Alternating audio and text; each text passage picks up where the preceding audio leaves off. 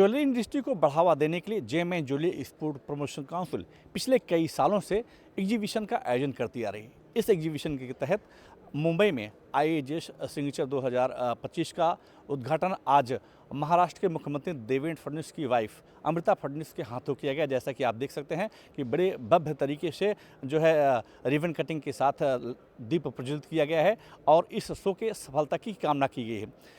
क्या कुछ रहेगा शो, कैसा रहेगा, इसके बारे में ज़्यादा जानकारी देने के लिए मेरे साथ JMI jewellery export promotion council के वाइस चेयरमैन किट भंसाली साहब हैं। उनसे जानने की कोशिश कर देंगे। सर, बहुत बहुत बधाई कि आपका ये शो दिन प्रतिदिन लोगों को एक नया प्लेटफॉर्म दे रहा है। ग्लोबल मार्केट तक अब हम पहुंच चुके हैं।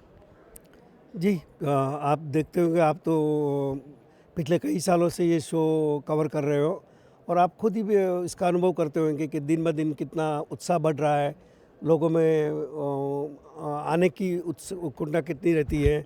जो एग्जिबिटर्स है उनमें उनकी संख्या में भी बढ़ोतरी है। पहले हम ये सिर्फ नेस्को में कर रहे थे, डिमांड को देखते हुए अभी हमने जियो किया, अगले साल हम सहारा भी ले रहे हैं और ये अच्छा प्रतिवाद मिल रहा है। सर, हम जानना चाहेंगे कि जिस तरीके से बाज़ार में अब जो है ग्लोबल मार्केट पर इंडियन ज्वेलरी की पहुंच आ चुकी है और मैं देख रहा हूं कि इंटरनेशनल बायर भी यहाँ घूम रहे हैं, कितनी बड़ी राहत होती है एज ए वाइस चेयरमैन? बहुत ही सुखद अनुभव हो रहा है, आत्मसंतोष हो रहा है। जेसीपीसी के प्रयासों को जो प्रतिसाद मिल रहा है उससे बीइंग ए वाइस चेयरमैन मुझे बहुत आनंद हो रहा है। जी जी। अगर हम बात करें आपके ये ब्राह्मी जो कंसेप्ट है, मैं देख रहा हूँ जो आपने लोगो प्रेजेंट किया है, ये क्या संदेश क्या दे रहा है?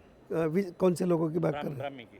प्राथमिक ये इसके पीछे जो भावना है वो इंडियन कल्चर को बढ़ावा देने के लिए, ये एक संस्कृत से आया हुआ शब्द है। और आज आप देखो तो दुनिया भर में इंडियन ज्वेलरी बहुत प्रचलित हो रही है, अलग अलग थीम हम के साथ आ रहे हैं। इसको इंडियन कल्चर को बढ़ावा देना ये हमारा एकमात्र उद्देश्य है। सर, अगर हम बात करें इंटरनेशनल बायर की, तो इंटरनेशनल बायर की संख्या मैं दिख रहा हूँ जियो में भी है और अपने नेस्को में भी देखी जा रही है। आपके हिसाब से कितने तक एक्सपेक्टेड है इंटरनेशनल बायर? 60 कंट्रीज से लोग आए हैं। संख्या तो मैं एग्जैक्टली नहीं बता सकता हूँ। बहुत सारे कंट्री से भारी संख्या में डेलीगेशन आया। पिछले 2 दिन में मैंने थाई का एक बड़ा डेलीगेशन के साथ चर्चा की, ईरान के डेलीगेशन के साथ चर्चा की, यूए के डेलीगेशन के साथ चर्चा की है। सारी जो इंटरनेशनल बायर है वो इंडिया से अट्रैक्ट होकर आ रहे हैं, डिज़ाइन का नया इनोवेशन देख रहे हैं। और हमारे जो यंगस्टर्स है, न्यू जनरेशन के लोग जो जेएमआई ज्वेलरी सेक्टर में आए हैं, वो इंटरनेशनल की जो डिमांड है उसको भली भांति जानते हैं, वो हिसाब से डिज़ाइन क्रिएट कर रहे हैं और हमें अच्छा प्रतिसाद मिल रहा है।